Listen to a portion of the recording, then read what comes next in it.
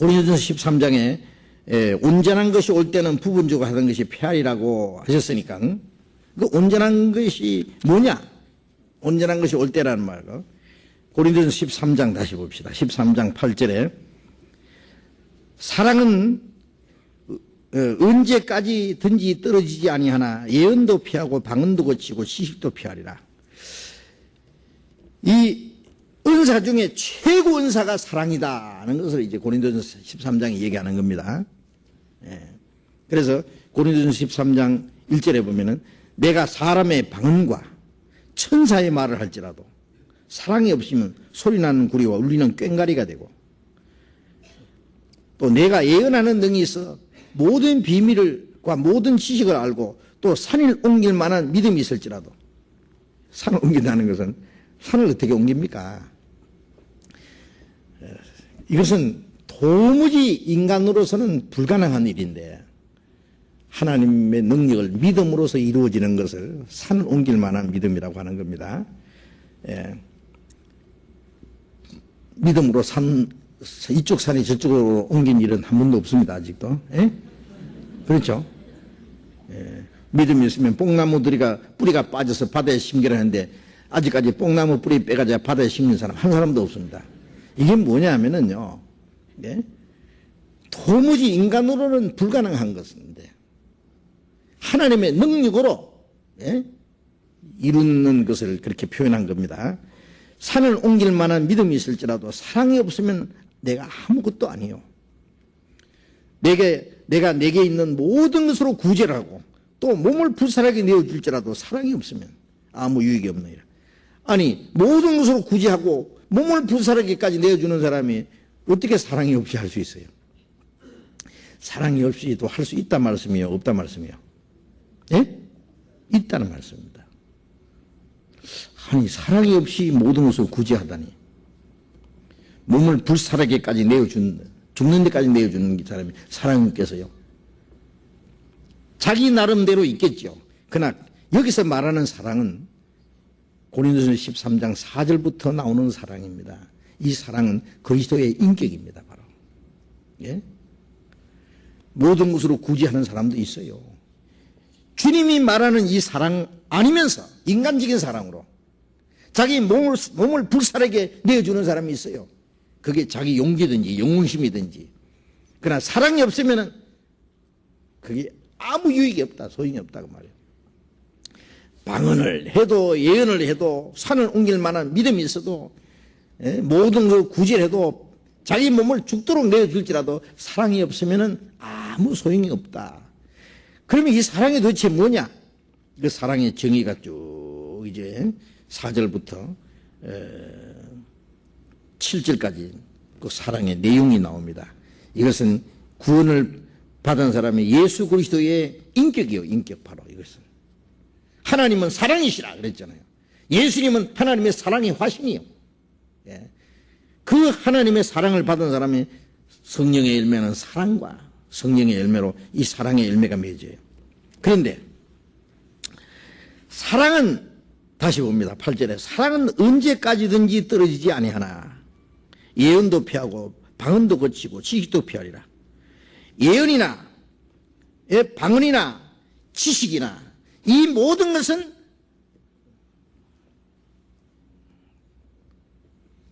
불완전한 것이고 그리고 한시적인 겁니다. 이거는 언젠가 없어질 것이다. 그러나 사랑은 영원한 겁니다. 영원히 없어지지 않는 거예요. 영원히 없어지지 않는 거예요. 그래서 우리가 부분적으로 알고 부분적으로 이해하느니 온전한 것이 올 때는 부분적으로 하던 것이 폐하리라. 지금 우리가 주님을 지식도 우리가 아는 지식도 아주 부분적인 겁니다. 우리가 하는 모든 그 일들도 지금은 이제 부분적인 거예요. 아주 불완전한 데서 점점 완전한 데로 나아가고 있는 거예요. 가장 완전하고 영원한 것이 뭐냐? 사랑이다. 그래서 온전한 것이 올 때에는 부분적으로 하는 것이 필요하리라. 온전한 것이 올 때가 언제예요? 지금 우리가 구원받고 나서 주님의 사랑이 점점 이루어집니다. 그리스도의 인격이 우리 안에 주님의 사랑이 우리 안에 점점 이루어져요. 예? 처음에 10%, 20%, 30%, 40%, 50%, 60%, 70%, 80%, 어떤 사람은 90%, 아마 100%는 주님이 오실 때 이루어지겠죠. 점점 온전해져요. 예? 그래서 온전한 것이 올 때는 부분적으로 하는 것이 피하리라. 주님이 오실 때 완전해집니다. 이거는 아까 질문한 말씀대로 주님이 오실 때 가장 완전해져요. 지금은 완전히 불완전한 가운데 있다가 주님 오실 때만 완전해진다는 것이 아니라 점점 완전해지다가 주님 오실 때 100% 완전해져요.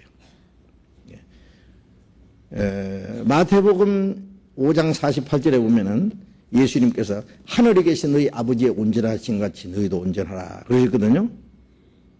그러면 하늘에 계신 아버지의 온전하신 같이 너희도 온전하라. 우리가 어떻게 하나님 아버지처럼 온전해지겠어요? 적어도 점점 주님을 닮아가요.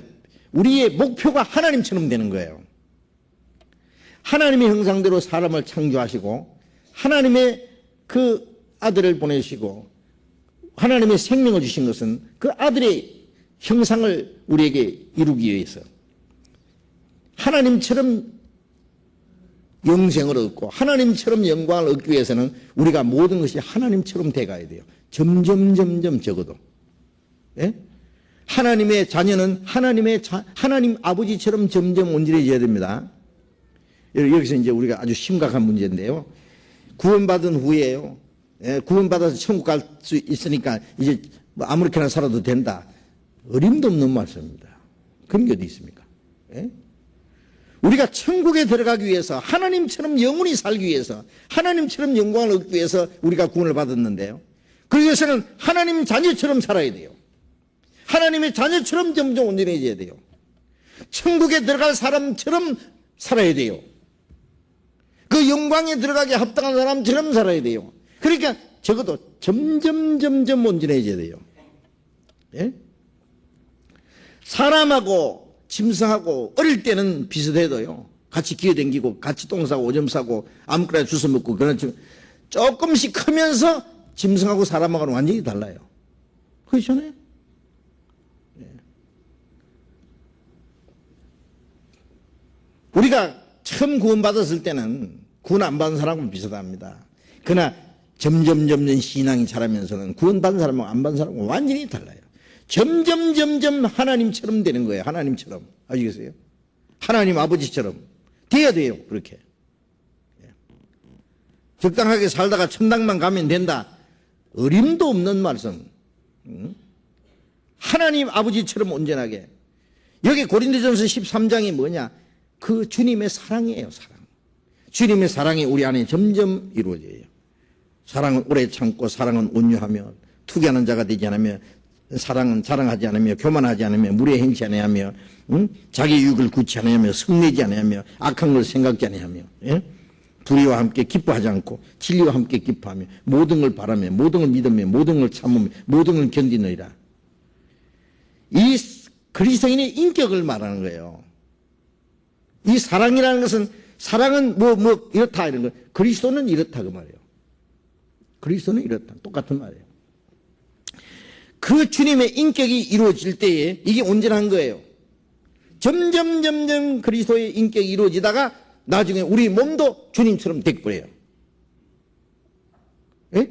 우리 마음이 점점 주님을 닮아가다가 예. 그래서 갈라디아 4장 19절에 너희 속에 그리스도의 형상이 이루기까지 내가 다시 해산하는 수고를 하노라. 그리스도의 형상이 바로 이 사랑이에요. 한마디로 말하면. 예? 그리스도의 형상이 점점 이루어지다가 나중에 육신까지 주님의 형상을 입잖아요. 예? 우리 몸까지. 예? 그래서 여기서 이제 우리는 가만히 있다가 주님 오실 때 갑자기 변하는 그렇게만 생각하면 안 됩니다. 예, 군뱅이가 하루아침에 매미가 되는 게 아니에요. 점점 매미가 돼가요, 좀비. 그러다가 나중에 허물을 탁 붙고 매미가 날아가 버려요. 금방 매미가 되는 게 아닙니다. 매미가 되는 과정이 있습니다. 그것처럼 우리의 마음이 점점 그리스도를 닮아가다가 나중에 이제 육신까지 주님같이 변화되는데 이것이 이제 온전하게 되는 걸 말합니다.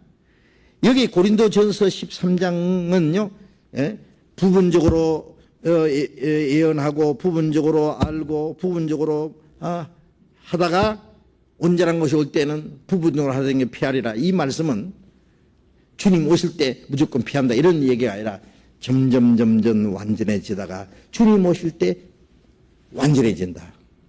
그러면 이제 부분적인 것은 다 필요 없게 된다. 그런 말씀입니다. 그래서 이 말씀이 아주 중요한 내용인데 그래서 사랑은 영원한 것이다.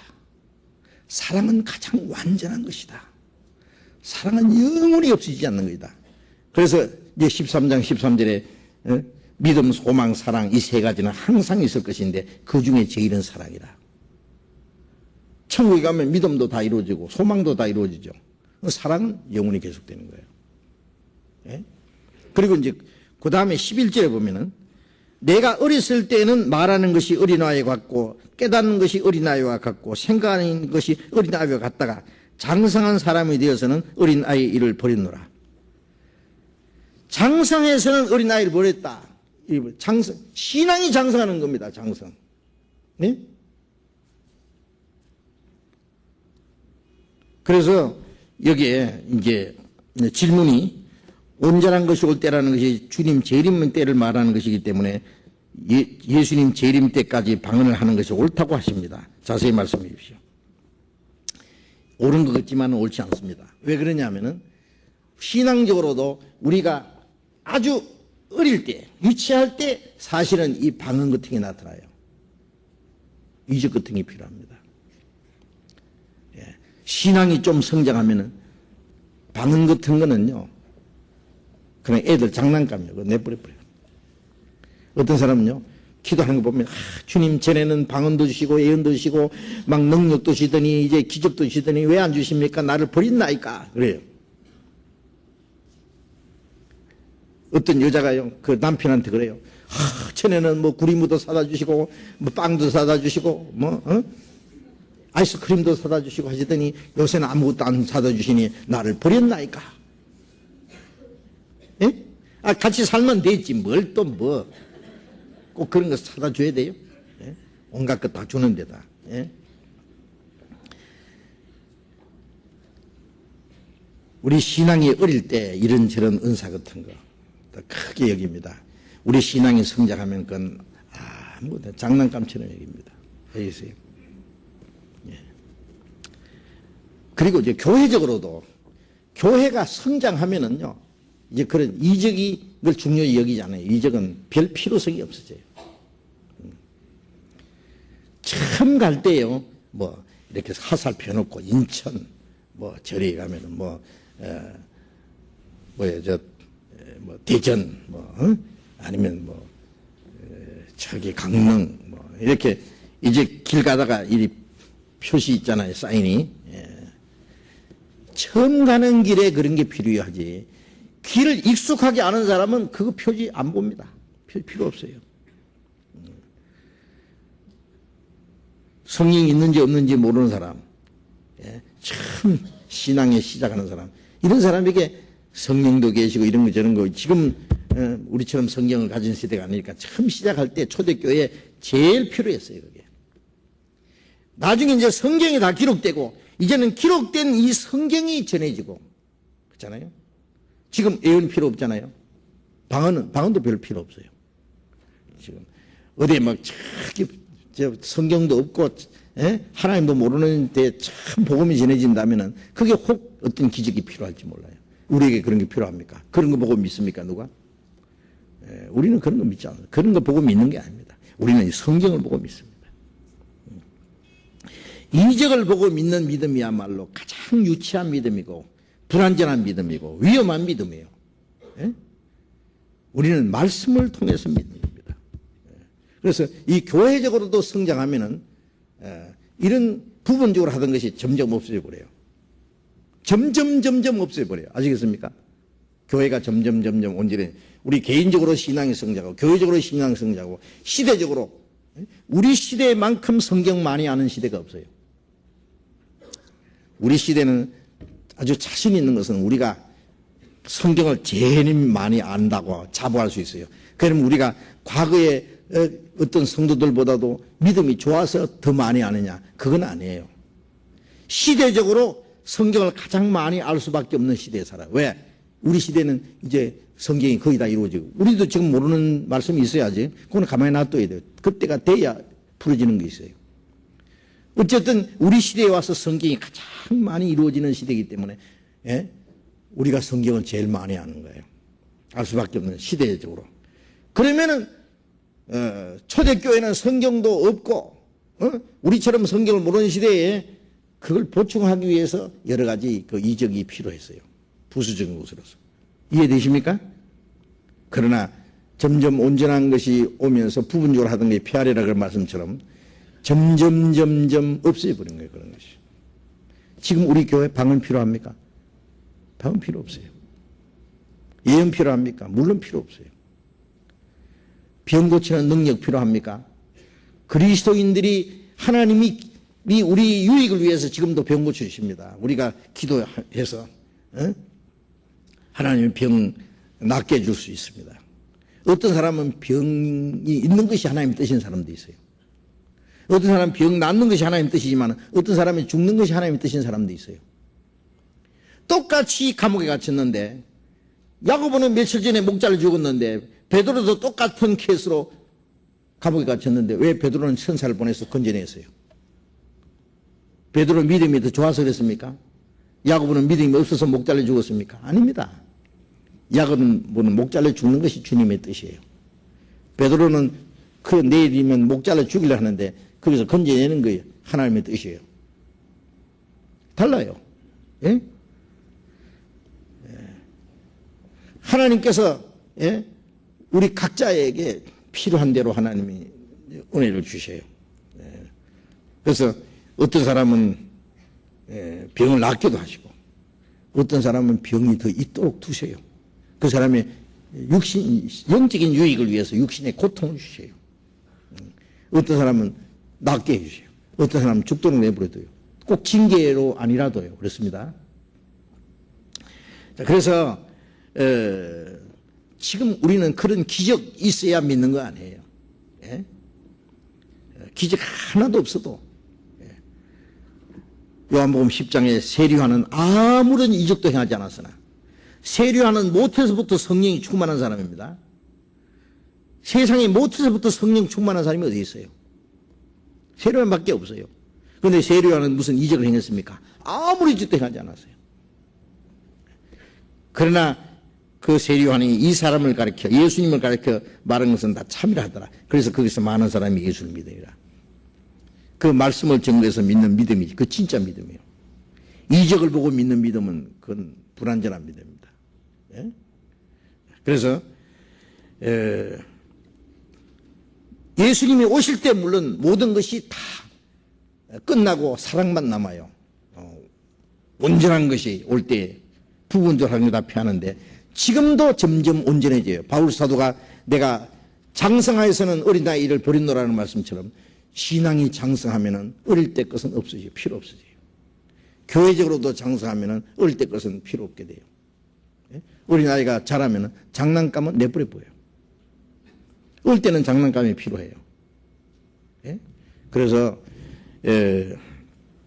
이건 주님이 오실 때가 가까울수록 교회가 성장할수록 그런 방언이나 예언이나 완전히 없어지는 것이 아니라 필요성이 없어진다는 겁니다. 그 말 이해되세요?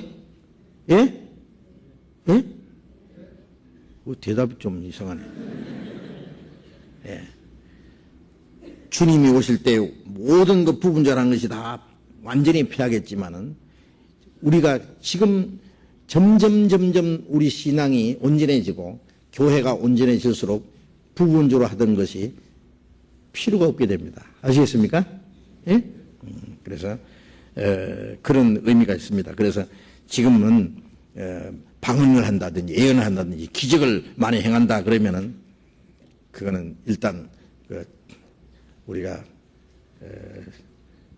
무엇이 잘못됐는가 한번 봐야 됩니다. 잘못된 것이 틀림없습니다.